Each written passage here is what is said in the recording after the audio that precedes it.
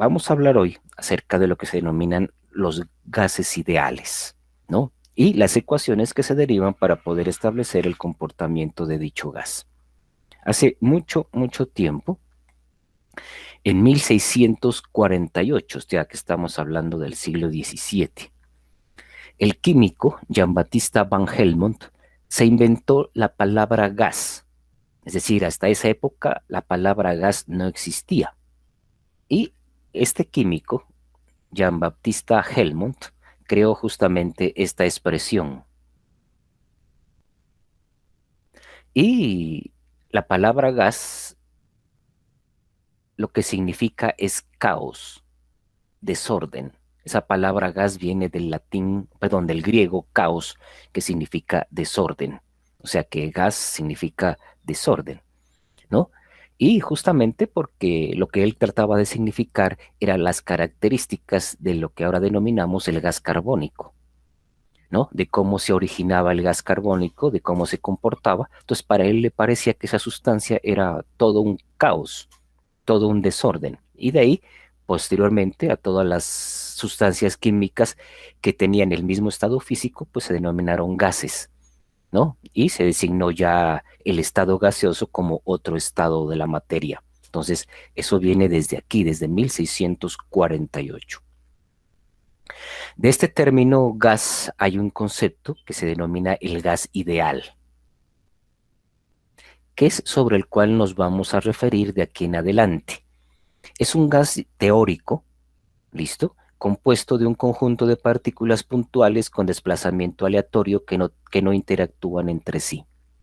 Miren el título de la clase de hoy que se llama Leyes de los gases ideales. Los gases ideales en este caso son gases o sustancias químicas teóricas que cumplen con una serie de características, que cumplen con una serie de requisitos previamente concertados. No estamos hablando exactamente de gases reales, ¿no? Estamos hablando de unos gases teóricos, unos gases ideales, así como cuando uno dice un amor ideal.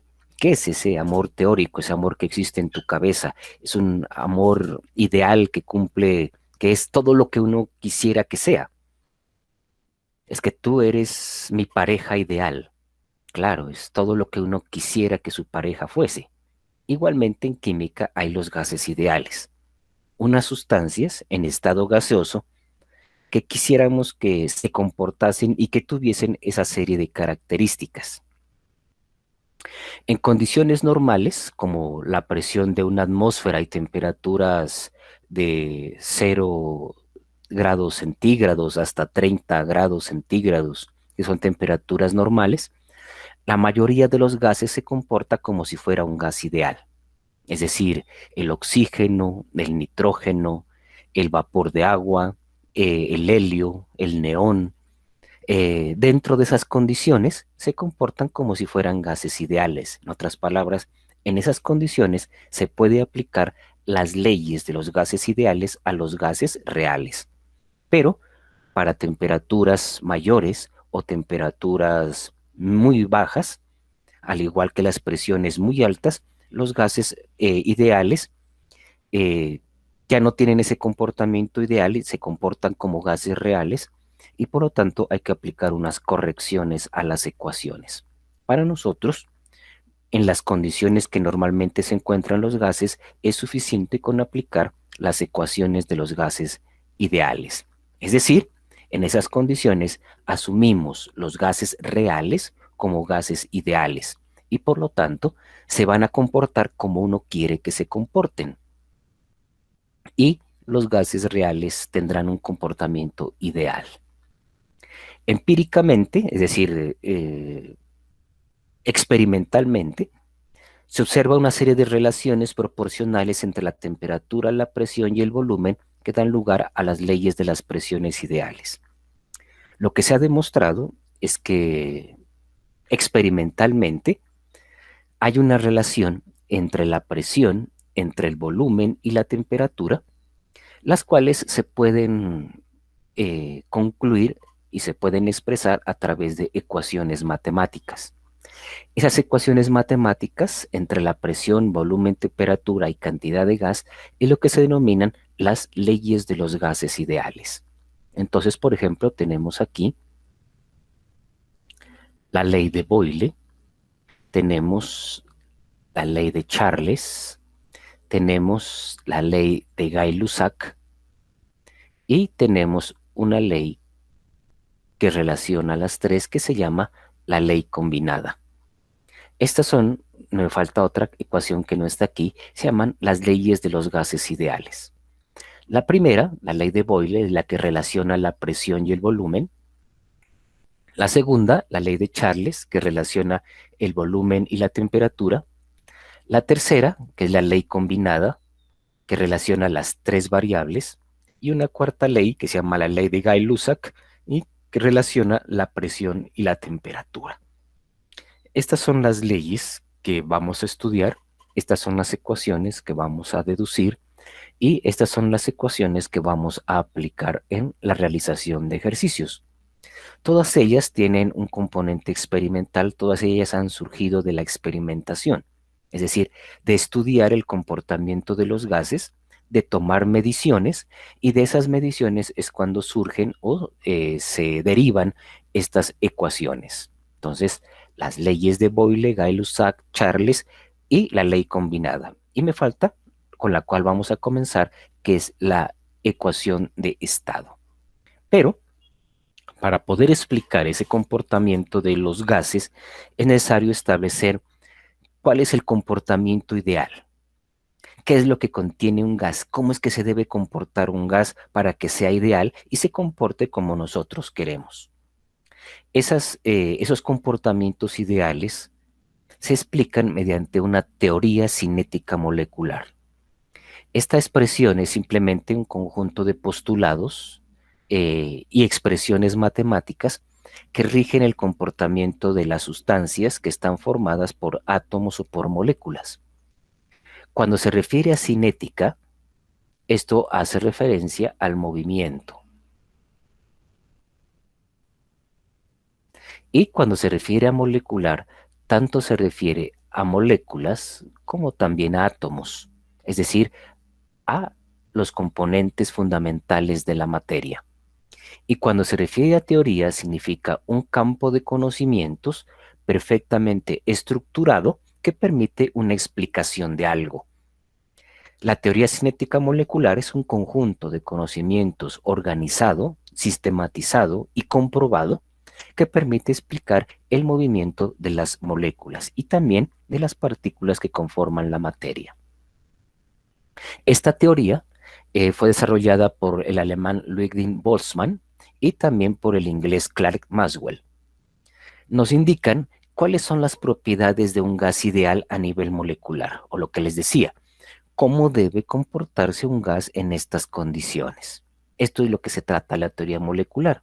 Entonces, cuando hablemos de gases ideales, significan los que cumplen con estos requisitos. Por ejemplo, primera parte de la teoría cinética molecular. Todo gas ideal está formado por n partículas puntuales, donde este n representa una cantidad, ¿no? Donde puede ser 100, 1000, millones, 100 billones, etc. Pero lo que nos está diciendo es que el gas ideal está formado por pequeñas partículas puntuales, ya sea átomos o moléculas, que eso es lo que está componiendo un gas. Las moléculas en estado gaseoso se mueven a altas velocidades en forma recta y desordenada. Recordemos que cuando hablamos de el gas, ¿no? Y le hacíamos la definición, decíamos que gas justamente es un estado de la materia formado por átomos y moléculas que se mueven a altas velocidades en forma recta, desordenada y caótica. En otras palabras, decíamos que se mueven al azar. Un gas ideal ejerce una presión continua sobre las paredes del recipiente que lo contiene, debido a los choques de las partículas con las paredes de este. Entonces, ¿qué nos dice esta teoría? Que todo gas, mientras se encuentra en un recipiente, va a ejercer una fuerza sobre las paredes del recipiente.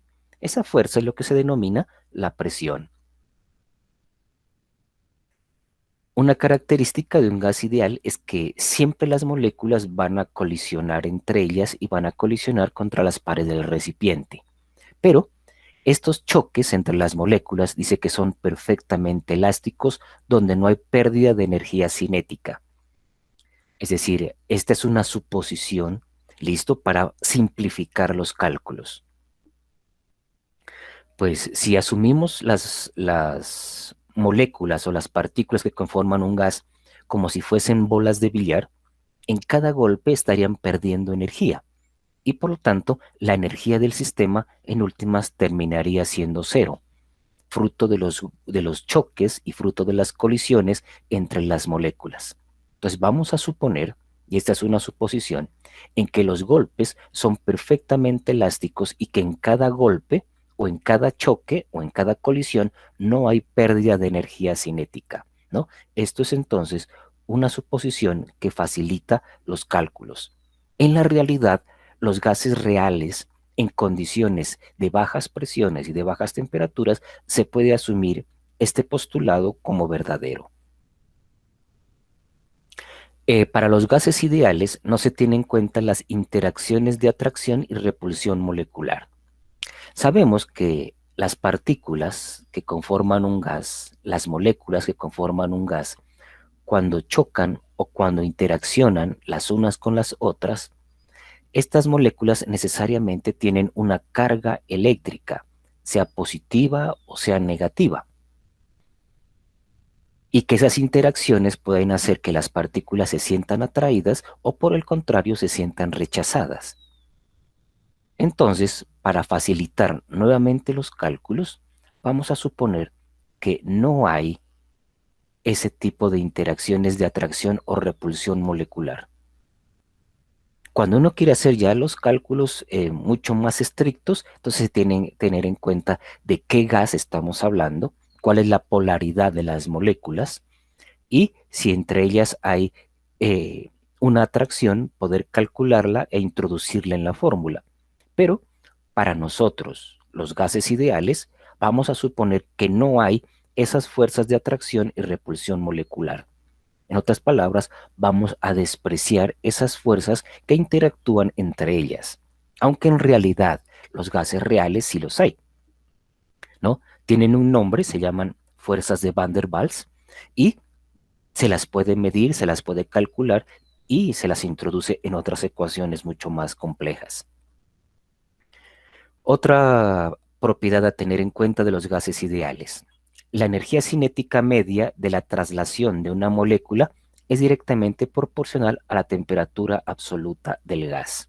En otras palabras, este postulado entonces nos está diciendo que justamente la temperatura es un indicador de la energía cinética de las moléculas y que esa energía cinética en este caso depende del movimiento traslacional, o sea, que tanto se mueve una partícula en una dirección o en la otra.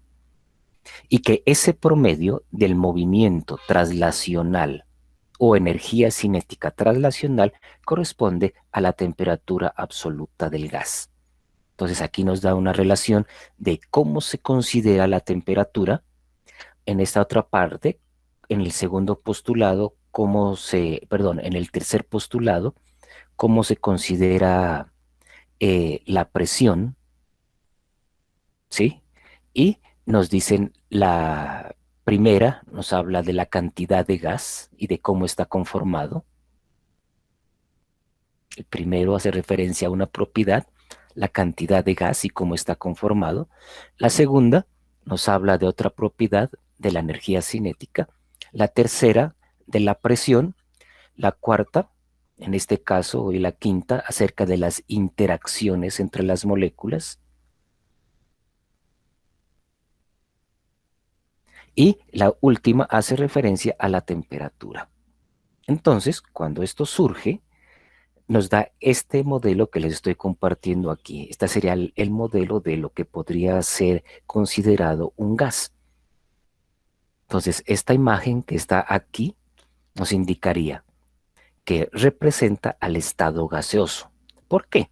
porque estaría conformado por pequeñas partículas puntuales, como si fuesen bolas de billar diminutas, que se mueven a altas velocidades en forma recta y desordenada, sí, y que estas moléculas golpean el recipiente y que estos golpes del recipiente que sufre el recipiente por acción de las moléculas producen una presión, sí, y que los choques entre las moléculas golpean, pero que los choques son elásticos y que las moléculas no dejarán de moverse, sí, y que no se tiene en cuenta para nada las fuerzas de atracción y repulsión entre ellas, sí. Entonces, cuando nos imaginemos un gas, recordemos esta imagen que he tratado de colocar aquí en la parte derecha. Así es como consideran los científicos que podría estar conformado un gas. Y esta imagen constituye una representación de lo que se llamaría un gas ideal, y los cuales responden a la teoría cinética molecular. Cada vez que queramos explicar las relaciones entre la energía cinética, entre la presión, entre la cantidad, entre la temperatura, tenemos que recurrir a estos postulados que están aquí y recordar que consideramos el comportamiento de un gas como esta serie caótica de movimiento de las partículas. Que cuando hablamos de temperatura, lo que queremos decir es cuál es el promedio de la energía traslacional de estas moléculas. Que la temperatura nos dice es el promedio de esa cantidad de movimiento, de esa velocidad de las partículas. Y que la presión lo que nos está indicando es justamente la fuerza, el promedio también, ¿no? El promedio de esos choques, el promedio de la fuerza que imparten las partículas cuando golpean las paredes del recipiente. Por lo menos la presión interna, ¿no? Vimos también pues que la presión externa correspondía al golpeteo de las moléculas por fuera del recipiente. Entonces, teniendo en cuenta esta teoría cinética molecular y teniendo en cuenta que los gases se comportan de esta manera, entonces tenemos lo que se denominan los gases ideales. Estos gases ideales son justamente los que tienen esta serie de consideraciones, los que tienen esta serie de comportamientos y que se comportarían de esta manera como representa la gráfica. Vamos con las dos primeras ecuaciones que nos van a permitir a nosotros establecer el mayor conocimiento o el mayor grado de certeza del comportamiento de un gas. Una que se denomina la ecuación de estado y después la ley combinada, ¿no? Luego la sacamos por aparte y comenzaremos ya a hacer ejercicios de aplicación. Bueno, veamos la primera, ¿no? La primera se llama la ecuación de estado. Como el nombre lo dice, es una ecuación que permite establecer el estado inicial de una sustancia, para establecer entonces las condiciones iniciales en que se puede encontrar un gas. Entonces dice aquí, el estado de una cantidad de gas, el estado de una determinada cantidad de gas, se determina por conocimiento de su presión, su volumen y su temperatura. La ecuación que relaciona cantidad de gas, presión, volumen y temperatura y que permite establecer en qué estado se halla esa sustancia gaseosa es lo que se denomina la ecuación de estado. Y su fórmula es esta. Esta es la ecuación de estado. P por B es igual a N por R por T. Entonces, para nosotros, en forma resumida, P por B es igual a N por R por T. ¿Listo? Quitándole el asterisco que significa por. ¿Qué es P? Entonces, P es la presión absoluta. Normalmente esta P, ¿listo? La vamos a medir en atmósferas. Vamos a utilizar esta unidad de medida, las atmósferas. El volumen será la porción de espacio que ocupa un cuerpo y lo vamos a medir en litros. Bueno, atmósferas. El volumen lo vamos a medir en litros. N representa la cantidad de gas y en este caso la cantidad de gas la vamos a representar por la unidad química llamada moles. R es una constante universal de los gases y tiene un valor de 0,082 y sus unidades son atmósferas, litros sobre mol por Kelvin. Y por último, T representa la temperatura absoluta y por lo tanto tenemos que representarla o medirla en Kelvin. Entonces, para que no se nos olvide, la ecuación que relaciona las cuatro variables que definen el estado de un gas se denomina la ecuación de estado. Para que no se nos olvide, P por V igual a nRT. Presión multiplicado por el volumen será igual a la cantidad de gas multiplicada por una constante multiplicada por su temperatura en Kelvin. La presión siempre la vamos a medir en atmósferas. Vamos a utilizar el símbolo de atmósferas, ATM. El volumen lo vamos a expresar en litros. Su símbolo es la L mayúscula. La cantidad de gas la vamos a representar en moles y su símbolo es mol. La temperatura la medimos en la escala Kelvin y su símbolo es la K mayúscula. Y R siempre va a representar una constante universal de los gases y como es constante, siempre va a tener el mismo valor, 0,082, siempre y cuando utilicemos estas unidades de medida.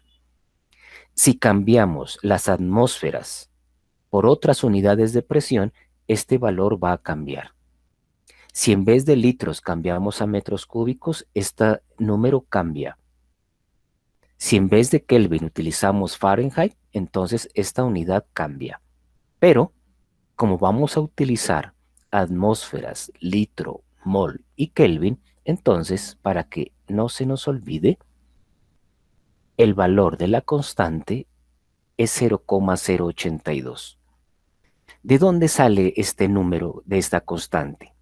Sucede que si de esta ecuación de aquí despejamos R, entonces nos queda que P multiplicado por B sobre R por T es igual a R.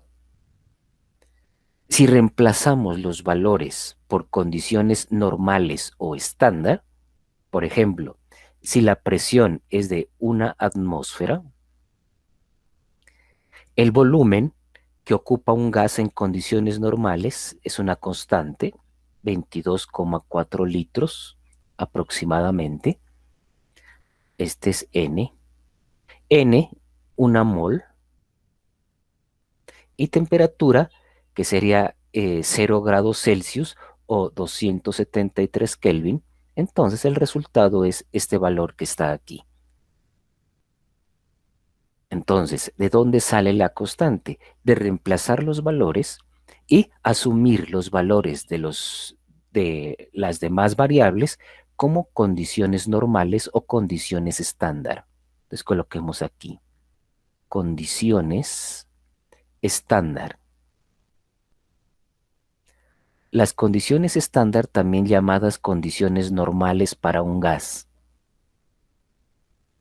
son unas condiciones preestablecidas con anterioridad, en el cual la presión es la presión de 1 atmósfera, la cantidad de gas es 1 mol, la temperatura es 0 grados Celsius o 273 Kelvin, y el volumen que ocupa 1 mol a esta temperatura, a esta presión, es aproximadamente de 22,4 litros. Eso se denominan las condiciones estándar o condiciones normales para un gas. Son condiciones preestablecidas. Y entonces resulta que si despejamos de la ecuación de estado y colocamos las condiciones normales, nos da un valor constante. Ese valor constante se denomina la constante universal de los gases y tiene este valor. Entonces ya tenemos nuestra primera ecuación, ecuación de estado. Es la única ecuación en este caso que maneja las cuatro variables: cantidad de gas, presión, volumen y temperatura. A partir de ahí, a partir de esta ecuación, se deducen las demás. Y lo que hacemos es eh, ir relacionando primero tres variables y luego únicamente dos, y mantenemos el resto de variables constantes. ¿Listo? Entonces, primera ecuación, ecuación de estado. Vamos por la segunda ecuación, que se denomina la ley combinada. Para la ley combinada, entonces vamos a comparar y vamos a partir entonces de la ecuación de estado.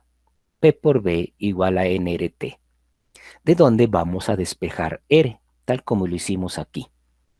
Entonces, si despejamos R, nos da que presión por volumen sobre cantidad de gas por T nos da R, donde R, ya dijimos, es la constante universal de los gases igual a 0,082 atmósferas de litro sobre mol por Kelvin. Listo, primero, entonces, despejar R. Segundo, cuando hablamos de cambios químicos o cuando hablamos de un cambio significa pasar de un estado a otro. O sea, en otras palabras, pasar de un estado inicial, pasar a un estado final. Si yo quiero saber en qué condiciones se encuentra un gas y a qué estado lo podemos encontrar si cambiamos algunas de las variables, entonces es necesario comparar el estado inicial y el estado final. El estado inicial, ¿cómo lo podemos representar? Entonces, para saber el estado inicial, pues utilizaremos la ecuación de estado, P por B igual a nRT, o lo que acabamos de despejar aquí. Entonces, el estado inicial, aquí está. ¿A qué será igual? A P por B sobre N por T. Aquí está. Esto que está aquí es el estado inicial, que va a ser igual a un estado final. ¿Qué hemos hecho aquí? Entonces, la ecuación de estado, que la hemos despejado y la hemos colocado como R, ¿listo? Vamos a compararlas entre un estado inicial y un estado final. Y para eso igualamos las dos ecuaciones de estado inicial y estado final, obteniendo esta relación: P1 por B1 sobre N1 por T1. Este 1 lo que significa es el estado inicial de un gas. ¿Cómo lo encontramos el gas? Y será igual al estado final de un gas, que lo representamos con el número 2, indicando que ese es el estado al cual se tiene que llegar o al estado que tiene que llegar un gas. Bueno, ahora vamos a hacer la siguiente suposición. Vamos a suponer que no vamos a cambiar la cantidad de gas. Entonces decimos, para una misma masa gaseosa, el número de moles es constante. Y podemos afirmar que existe una constante directamente proporcional entre la presión y el volumen del gas e inversamente proporcional a su temperatura. Entonces, de esta ecuación que está aquí, vamos a hacer que N es constante. En otras palabras, vamos a hacer cambios a un gas, pero no vamos a modificar la cantidad del gas. O sea que la cantidad del gas no cambia. Esta es la primera variable que la vamos a hacer constante, la cantidad de gas. Si hacemos que n es constante y que n no va a cambiar, significa que el comportamiento de un gas únicamente va a depender de la presión, del volumen y la temperatura. Y esta ecuación que se acaba de obtener aquí se llama la ecuación combinada o la ley combinada de los gases.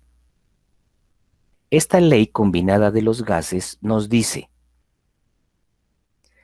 un estado inicial que está representado por la medición y el conocimiento de tres variables: presión, volumen y temperatura, que las marcamos como presión 1, volumen 1 y temperatura 1. Y el estado final de un gas, que lo vamos a llamar presión 2, volumen 2 y temperatura 2. El volumen inicial, la presión inicial y temperatura inicial. Entonces, ¿qué indica la ley combinada de los gases? Es la que me relaciona tres variables, estableciendo un estado inicial de los gases y un estado final de los gases.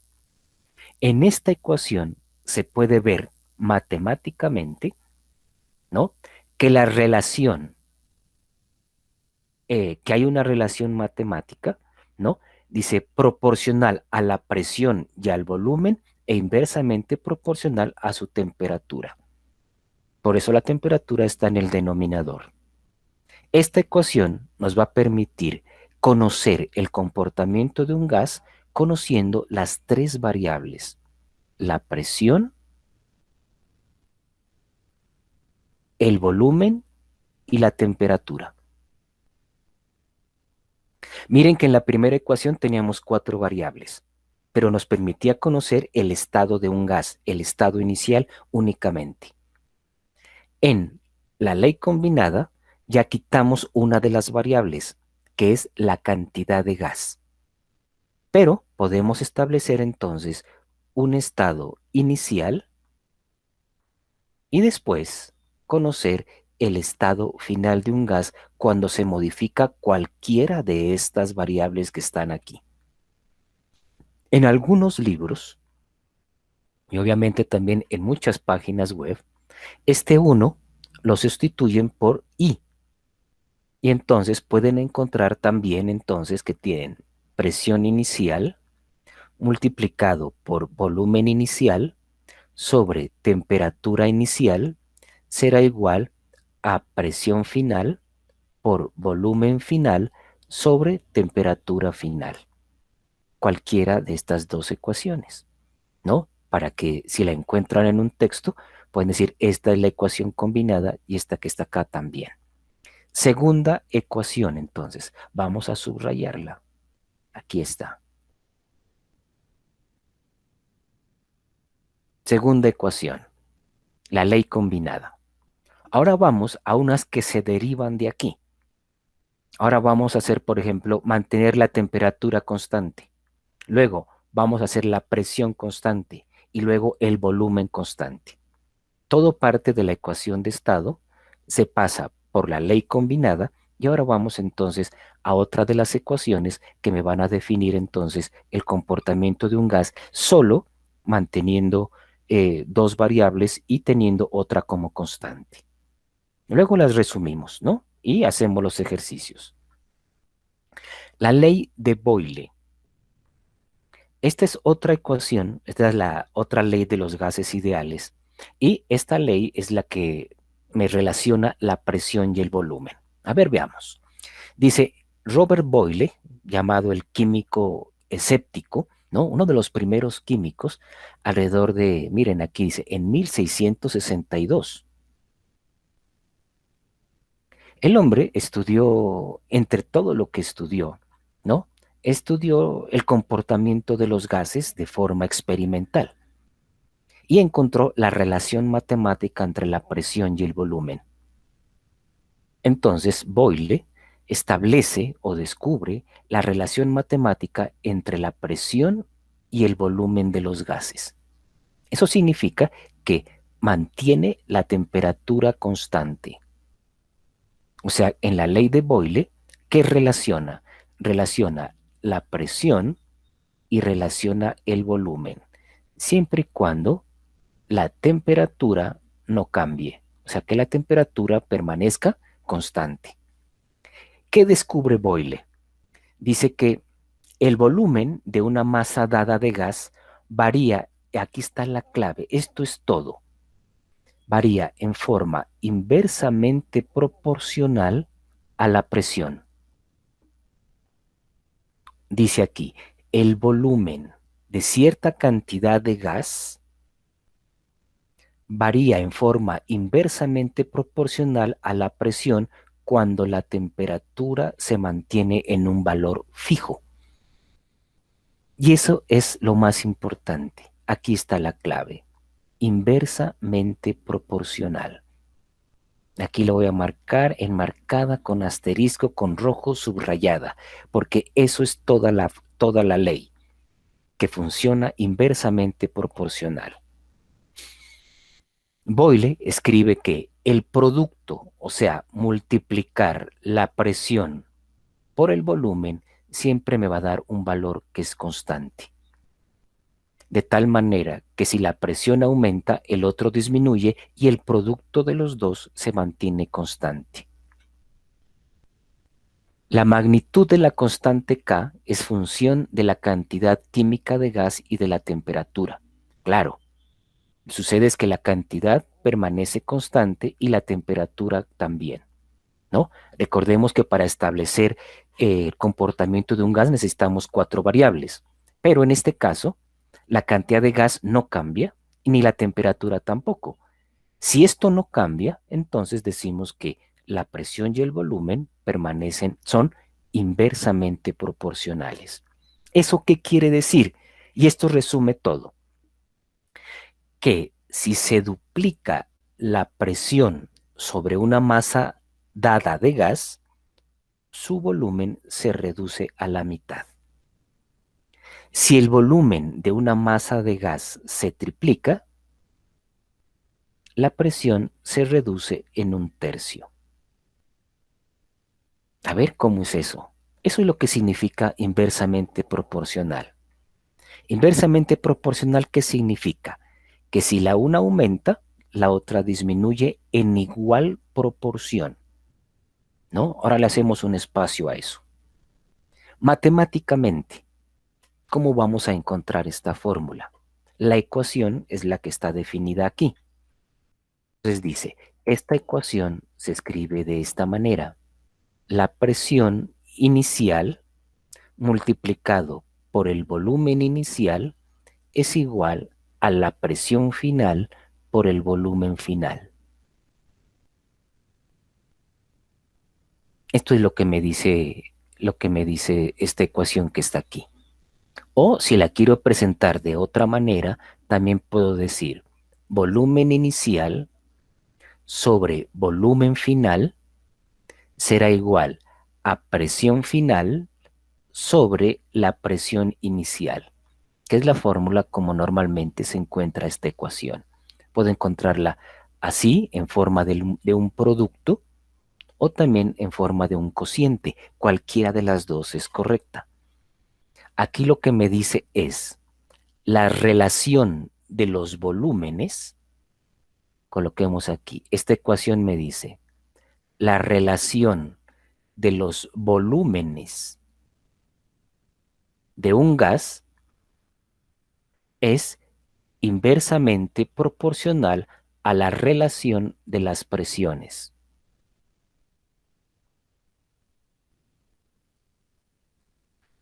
Démonos cuenta que en esta fórmula el numerador está las condiciones, el volumen inicial, y del otro lado está la presión final. Y aquí me da que son relaciones inversas. Dice, volumen inicial sobre volumen final es igual a la presión final sobre la presión inicial. De un lado, entonces, de un lado de la ecuación, entonces tenemos la relación de los volúmenes y del otro lado la relación de las presiones. Solo que tal como están escritas, dice inicial sobre final y del otro lado final sobre inicial. Ese es el tipo de relación inversa. Despejando las ecuaciones, entonces yo puedo obtener aquí presión inicial, presión final, volumen inicial o volumen final. Entonces lo que me dice aquí es simplemente, esta es la ecuación y yo puedo despejar aquí cualquiera de esas variables. Lo que sí tienes que aprender y tienes que saber manejar correctamente es a despejar variables. En estos ejercicios tienes dos opciones. La parte netamente matemática, que es seleccionar la fórmula, eh, despejar la variable, reemplazar los valores y hacer los cálculos matemáticos. O la otra, que es mi intención, ¿no? Que hagamos los cálculos mentales y únicamente sabiendo que son relaciones inversamente proporcionales o directamente proporcionales. ¿Qué encontró el amigo Boyle? Pues sucede que Boyle no trabajó solo, o mejor dicho, trabajó solo, pero había otro científico francés que también trabajó en el mismo tema. Pero Boyle fue el que primero propuso la idea y por lo tanto se lleva los laureles y se conoce como la ley de Boyle. En algunos textos y algunos autores muestran la simultaneidad de Boyle y del otro científico Mariotte y por lo tanto también se conoce como la ley de Boyle-Mariotte. Mariotte lo hizo más de forma experimental. ¿Qué encontró el hombre? Entonces, Mariotte cogió una cantidad de gas, ¿sí? Una cantidad de gas en el cual esa cantidad de gas no va a cambiar. Y también, obviamente, las condiciones de temperatura se mantenieron estables. Entonces, ¿qué encontró? Que cuando la presión era de 0,5 atmósferas, aquí en la tabla, el gas ocupaba un volumen de 60 litros. Si multiplicamos presión por volumen, me da 0,5 por 60, me da 30. Este es el producto de multiplicar la presión y el volumen. ¿Qué pasa cuando la presión aumenta el doble? Entonces tenemos aquí, la presión aumentó a 1 atmósfera. ¿Qué pasa con el volumen?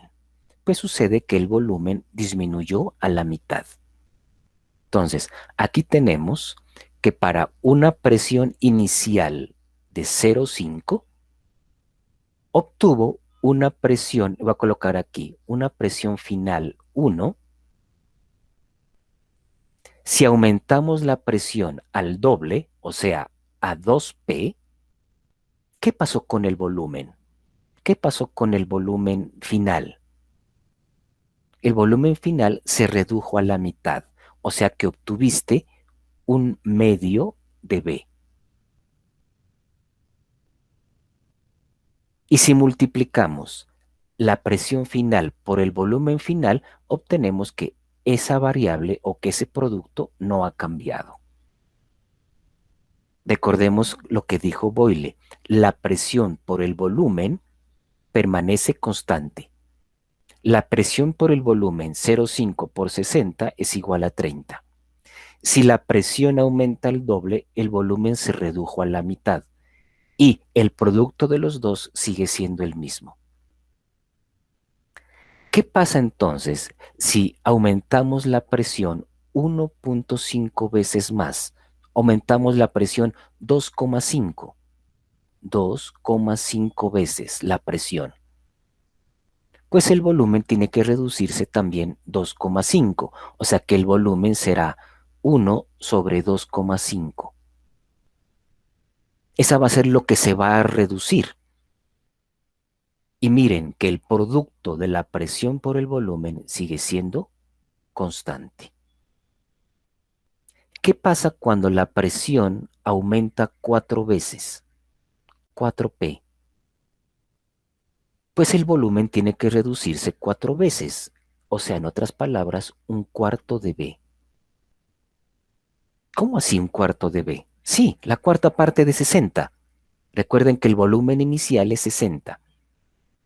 ¿Qué nos dice Boyle? Boyle nos dice, si la presión aumenta, el volumen disminuye en igual proporción. Si la presión aumenta 4 veces, o sea, 4 veces la inicial, o sea, 4 por 0,5 es 2. Si la presión aumenta 4 veces, el volumen se reduce a la cuarta parte, o sea, un cuarto de B. ¿Y cuánto es un cuarto del volumen inicial? Un cuarto de 60, 15. De tal manera que si multiplicamos la nueva presión y el nuevo volumen, el producto sigue siendo el mismo. O sea que el producto P por B es igual a una constante. ¿Qué pasa si aumentamos la presión 6 veces? O sea, 6 veces P. Sí, correcto.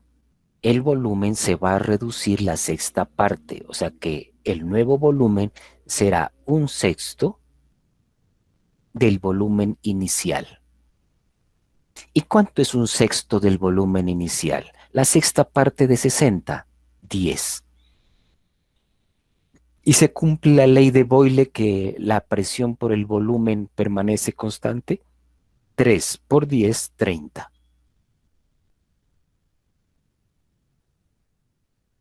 Y si la presión aumenta, ¿cuánto es esto? 5 veces, ¿no? 5 por 5, 25, claro.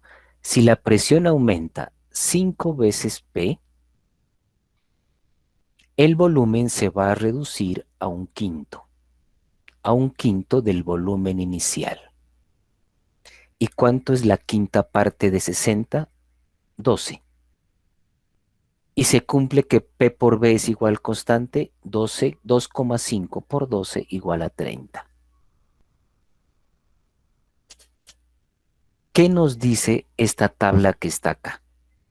Entonces, que si tenemos una presión inicial y que a esta presión inicial le corresponde un volumen inicial, podemos concluir que el producto de la presión por el volumen se va a permanecer constante. Que si tenemos unas condiciones iniciales, por ejemplo, me dice aquí condiciones iniciales de cuánto, me dice el ejercicio, me dice condición inicial 0,5 atmósferas y que a esas condiciones el volumen es de 60 litros y que si multiplicamos P por B, 0,5 por 6 nos da 30. ¿Qué pasa cuando la presión la hacemos el doble? Le voy a colocar aquí el doble de P. ¿Cuánto es el doble de 0,5? Pues 1. Y que en esas condiciones, si aumenta la presión al doble, el volumen es igual a un medio del B. ¿Y cuánto es un medio de B? O sea, ¿cuánto es un medio de 60? Un medio de 60, pues es la mitad de 60. ¿Y cuánto es la mitad de 60? Correcto, 30. O sea que si la presión es el doble, una atmósfera, el volumen será la mitad, 30 litros. Y se cumple que P por B es constante, 1 por 30, 30. ¿Qué pasa cuando la presión, hagámosla aquí, es 3 veces? Coloquémosle aquí 3P. 3 por 0,5. ¿Cuánto es 3 por 0,5? 3 por 5, 15. Ahí está. ¿Qué pasa cuando la presión aumenta 3 veces y es 1,5? Pues el volumen se reduce a un tercio. ¿Y cuánto es la tercera parte de 60? 60 entre 3, muy bien, 20. Y resulta que si multiplicamos 20 por 1,5 sigue siendo 30. Bueno, y ahora auméntele a 4 veces la presión. 0,5 por 4. ¿Cuánto es 0,5 por 4? Pues 2. 2 atmósferas. Si la presión aumentó 4 veces, el volumen tiene que reducirse la cuarta parte de B. ¿Y cuánto es la cuarta parte de B? Pues divida 60 entre 4. Correcto, muy bien, eso es 15. Y se cumple que P por B es igual acá, 2 por 15, 30. Y así sucesivamente es lo que nos está marcando aquí. Si estos valores de presión y volumen los graficamos, entonces nos da una gráfica como la que se muestra aquí. ¿Listo? ¿Qué nos dice entonces aquí? Que si la presión es de 4, por ejemplo aquí 4 bar o 4 atmósferas, si la presión es de 4 bar o 4 atmósferas o 4 psi, el gas ocupa un volumen de 1 litro. Nos dice esta gráfica. Vamos a extrapolar. Si la presión la reducimos a la mitad, el volumen es el doble. Para 4, para 4 unidades de presión, el volumen es 1. Si la presión se reduce a la mitad, el volumen es el doble. Si la presión se reduce 4 veces, el volumen aumenta 4 veces. Y obtenemos entonces una gráfica que representa la ley de Boyle. Esta gráfica representa la presión y el volumen de un gas, siempre y cuando la temperatura permanezca constante y la cantidad de gas no varíe. Eso representado gráficamente, ¿cómo lo podemos ver? Entonces tenemos aquí un cilindro y en este cilindro, ¿qué podemos obtener? Entonces decimos, en este cilindro, por ejemplo, la cantidad de gas no varía. Entonces, N es constante, porque el gas no se sale. Y aparte de eso, tenemos un proceso en el cual la temperatura es constante. O sea que la temperatura no varía. Entonces, temperatura es constante. Este proceso se llama un proceso isotérmico. Seguramente en física también lo van a ver. Isotérmico. La ley de Boyle también es conocida como variación de presión y volumen en un proceso isotérmico donde la temperatura permanece constante. Entonces, ¿qué me dice aquí esta gráfica? ¿Listo? Que tenemos una presión igual a 4 bar o 4 atmósferas o cualquier unidad de presión. Entonces aquí tenemos una presión igual a 4. Aquí lo hemos representado como 4 barritas. 1, 2, 3, 4. Si la presión es 4, entonces el volumen es este que está aquí. El volumen es de 1 litro. Ahora, ¿qué pasa? Si la presión disminuye, ya no le colocamos 4 barritas, sino que le colocamos 2, 1 y 2, el volumen del gas aumenta. Y tenemos aquí entonces 2 litros. Y si la presión disminuye a únicamente una sola unidad de presión, el volumen aumenta. ¿Aumenta cuánto? Aumenta 4 veces. O sea que el volumen es 4 litros. Lo representamos con una tabla, lo representamos con una gráfica y lo representamos también de forma pictórica de esta manera. Cualquiera de las tres nos dice lo mismo. Esto se representa mediante esta curva que está aquí. Esta curva es exclusivamente para las relaciones inversamente proporcionales, ¿no? No, sí, no sé, estoy de acuerdo si esto es una parábola o una hipérbola, ¿no? En tal caso es una curva que no se va a unir, nunca se va a llegar a cerrar. Por lo tanto, podría afirmar que es una parábola, pero no estoy seguro, ¿no? Entonces, esta es la forma que nos va a permitir a nosotros representar la ley de Boyle, que representa la presión y el volumen siempre y cuando mantengamos la temperatura y la cantidad de gas constante. Bueno, vamos a la siguiente. Entonces ya tenemos tres ecuaciones. Ya tenemos ecuación de estado, 4 variables. Ley combinada, 3 variables. Ley de Boyle, dos variables. Vamos con otra ley que se llama la ley de Charles, ¿no? Del inglés Jack Charles. Afirma que para una cierta cantidad de gas, y hay que tener en cuenta esto, a una presión constante, si es presión constante significa que este proceso es un proceso isobárico. El otro era isotérmico. Este es un proceso isobárico, o sea que la presión no cambia. Cierta cantidad de gas a una presión constante, si aumentamos la temperatura, el volumen del gas aumenta. Y si disminuye la temperatura, el volumen de gas disminuye. O sea que si una variable aumenta, la otra aumenta en igual proporción. Y que si la una disminuye, la otra también disminuye en igual proporción.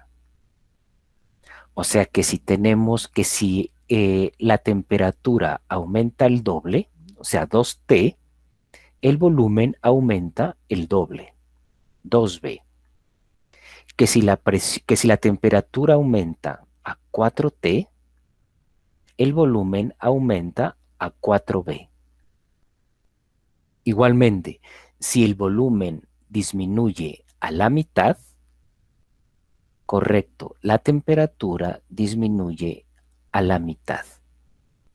Que si el volumen disminuye la décima parte, correcto, la temperatura disminuirá también la décima parte. En otras palabras, la temperatura y el volumen son directamente proporcionales. ¿Y cómo se explica eso a partir de la teoría cinética? Esto se debe a que la temperatura está directamente relacionada con la energía cinética, debido al movimiento de las partículas del gas. A cierta cantidad de gas a una presión dada, a mayor velocidad de las moléculas, mayor volumen del gas. Claro, las moléculas se mueven más y la presión no cambia. ¿Qué opción le queda al gas? Pues aumentar de volumen, hacerse más grande.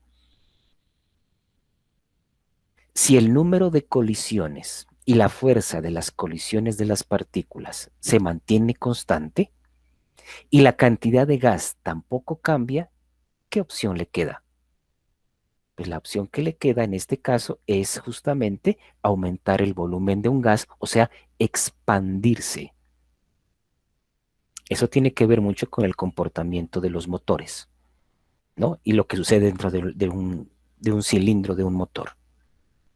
Según Charles, entonces tenemos que si dividimos o el cociente entre el volumen y la temperatura de un gas es constante. ¿Cómo podemos expresar esta ecuación? Entonces, esta ecuación se expresa de la siguiente manera. Entonces tenemos aquí las condiciones iniciales de un gas entre el volumen y su temperatura son directamente proporcionales. En este caso, está estableciendo una relación entre las condiciones o el estado inicial y el estado final. Entonces tenemos el estado inicial de volumen y temperatura es directamente proporcional al estado final de su volumen o temperatura. Esta es una forma en que la pueden encontrar. Otra forma es relacionando los volúmenes y las temperaturas. Volumen inicial sobre volumen final es igual a la temperatura inicial sobre la temperatura final. En este caso, lo que establece son las relaciones entre el volumen y la temperatura. Las condiciones iniciales o las condiciones del volumen serán directamente proporcionales a las relaciones de sus temperaturas. Cualquiera de las dos puede aplicar, la que se acuerde más, la que le sea más fácil de poder deducir. O también puede encontrarla de esta manera. Volumen inicial por temperatura final será igual a temperatura inicial por volumen final. Cualquiera de estas tres ecuaciones la puede encontrar. Todas tres significan lo mismo. Todas tres son la ecuación o la ley de Charles de los gases ideales. En este proceso, entonces tendríamos, ojo, que la presión no cambia. Entonces aquí tenemos una representación. Entonces aquí tendríamos el gas a una temperatura. Entonces el termómetro, por ejemplo, me marca 20 grados Celsius. Entonces me dice, a esta temperatura, el gas ocupa este volumen inicial y temperatura inicial. Pero en este caso tendríamos una presión inicial. La cantidad de gas, aquí estaría la cantidad de gas N inicial. La cantidad de gas N no cambia. O sea que la cantidad de gas permanece constante. No la tenemos en cuenta. La presión es la misma. Por lo tanto, la presión final es la misma. Como la presión no cambia, ni la cantidad de gas no cambia, únicamente establecemos la relación entre la temperatura y el volumen. Entonces me dice aquí, si la temperatura estaba en 20, coloquémosle aquí 20, y luego la temperatura subió a 60, o sea que la temperatura es 60, ¿qué pasa con el volumen? Entonces me dice, la temperatura, mentiras, aquí, bueno, la temperatura es la que estaba en 20. A este volumen coloquémosle 2 litros. Si la temperatura estaba en 20 y luego pasó a 60, significa que la temperatura aumentó 3 veces, 3T. Si la temperatura aumentó 3T, significa que el nuevo volumen será 3B. Si aquí estaba en 2 litros, ahora pasó a 6 litros. Esa es la intención de esta gráfica que nos muestra aquí. Pero, ¿qué nos dice? Que la cantidad de gas no cambia y que la presión tampoco cambia. Si estas dos variables permanecen constantes, entonces sí podemos afirmar que si la temperatura aumenta 3 veces, el volumen aumentará 3 veces, ¿no? Para estos cálculos siempre tenemos que tener en cuenta que la temperatura se tiene que medir en Kelvin y que el volumen se tiene que medir en litros. Si eso quisiéramos representarlo en una gráfica, entonces tendríamos esta gráfica que está aquí. En una parte tendríamos el volumen y en otra parte tenemos la temperatura. ¿Qué nos dice esta gráfica? Nos dice, a una temperatura dada, cualquiera, entonces llamémosle aquí a temperatura 1, a una temperatura 1, el gas ocupa un volumen 1.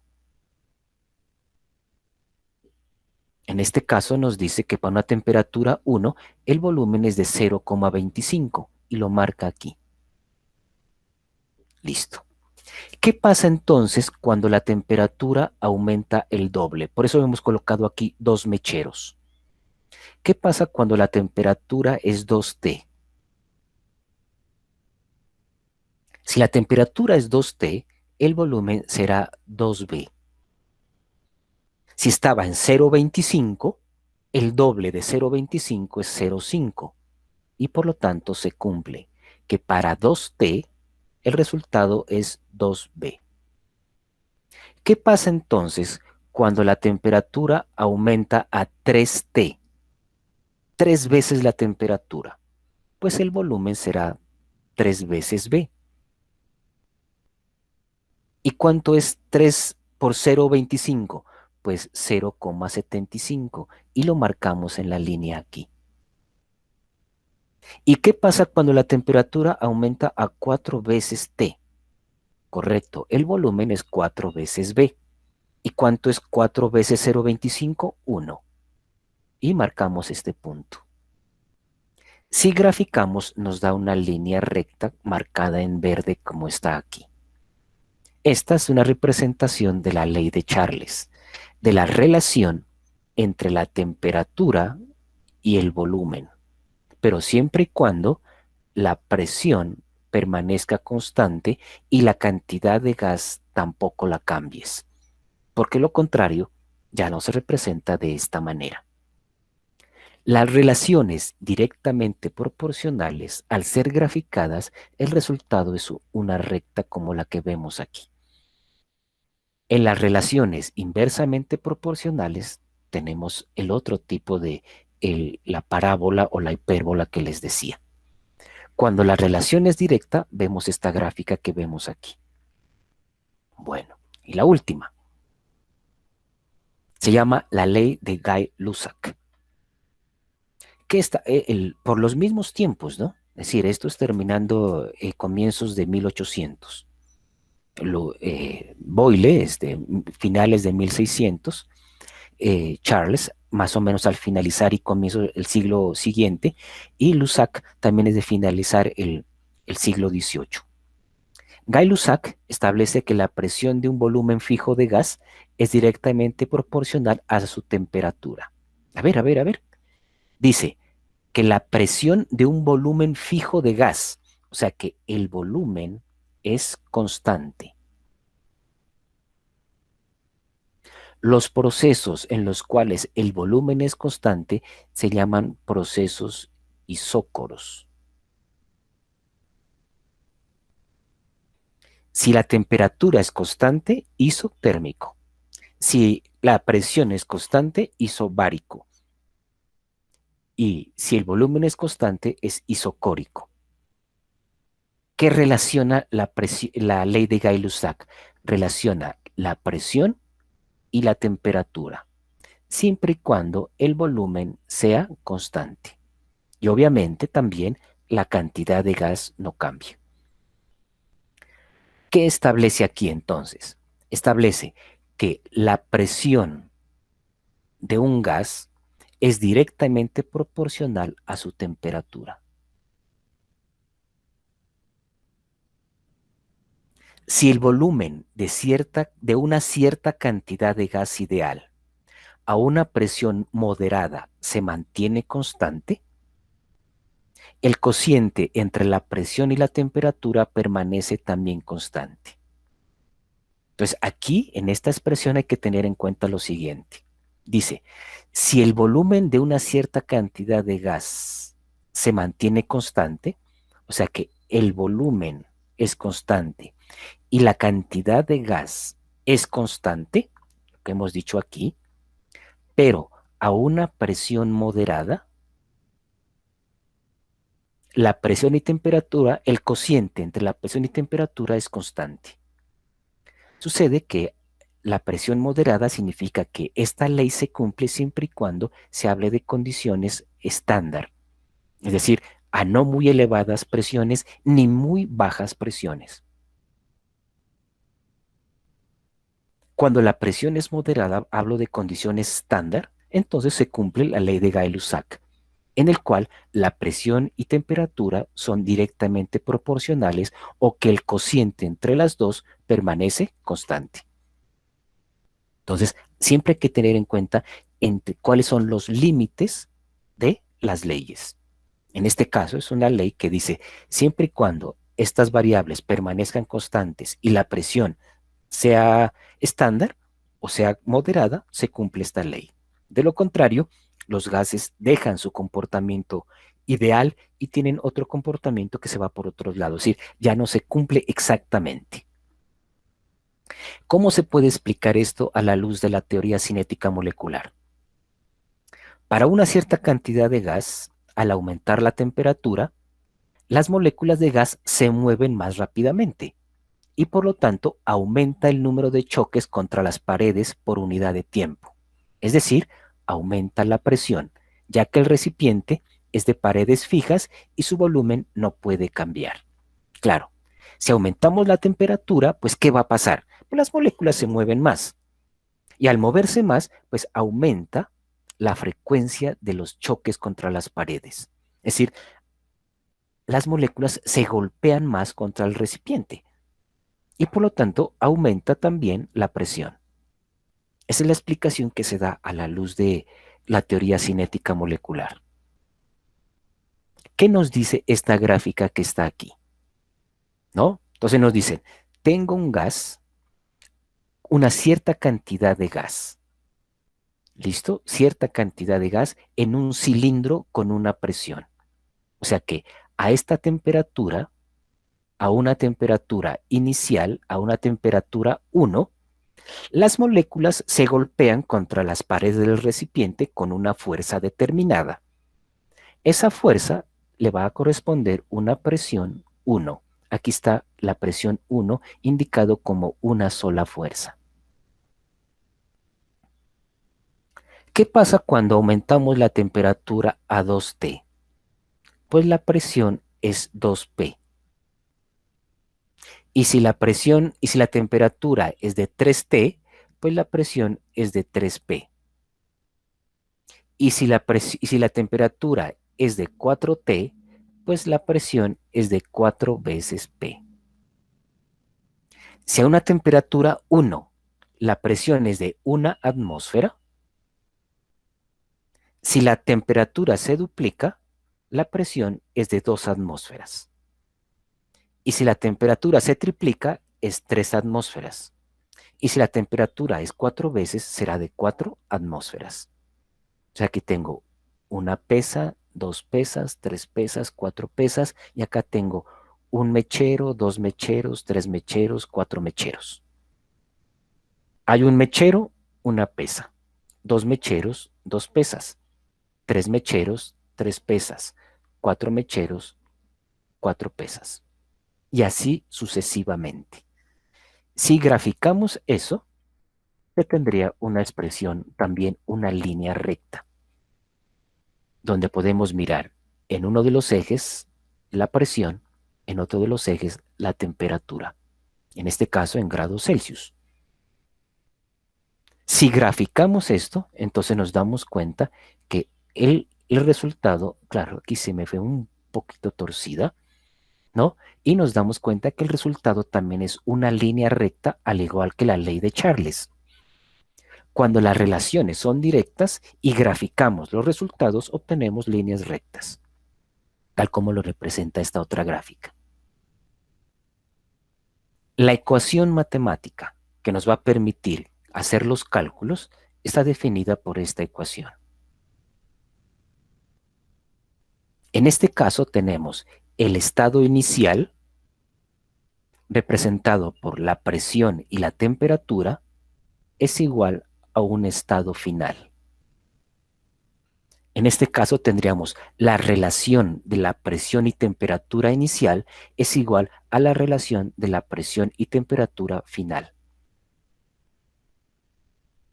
Aunque si podemos representarla también podríamos decir la relación de las presiones, presión inicial sobre presión final, es igual a la relación de las temperaturas.